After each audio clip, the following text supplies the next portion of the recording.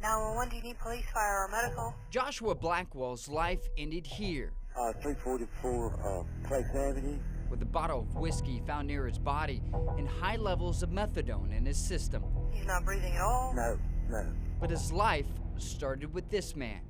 He was 2 years old, and this was the last time I saw him. Tim Blackwell didn't know his son, but he says he tried to.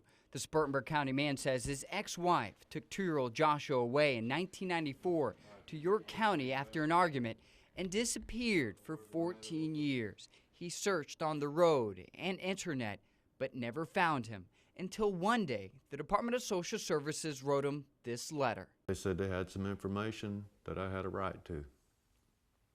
And we set up an appointment for me to meet them in York at the DSS office. At that meeting, Blackwell learned his son died from a drug overdose September last year, and much worse. They told me that my son had been sexually abused on more than one occasion.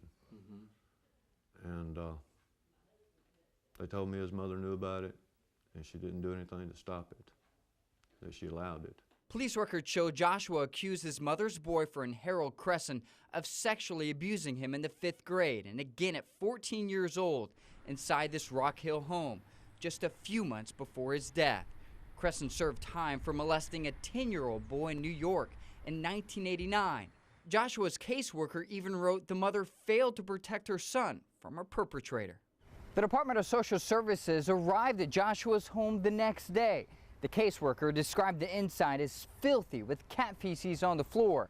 Joshua's father says it was the state's first chance to save his son. Before his death, caseworker Kenosha Murphy wrote at least 3 notes expressing interest to find Joshua's biological father. She knew his name and that he lived in the Spartanburg area. Blackwell is even listed in the phone book, but the phone never rang. I mean, why? Didn't one time, not once, did they contact me to see if I would help or was even interested. Did everything they could to We tried to question Murphy why. Do you know if an attempt was ever made? I'm sorry, no comment, sir.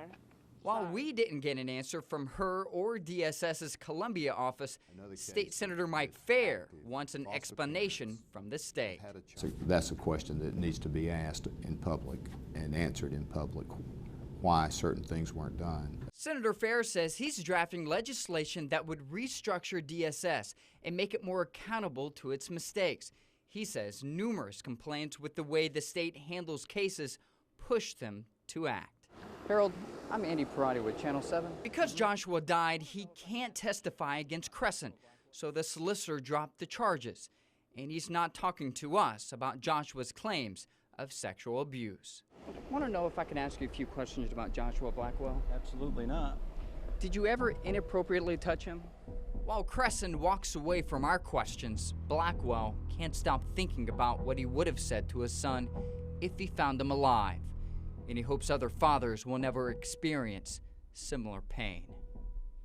I know that I can't do anything for my son, but I want the people that is in control to be in control and responsible. I want them responsible.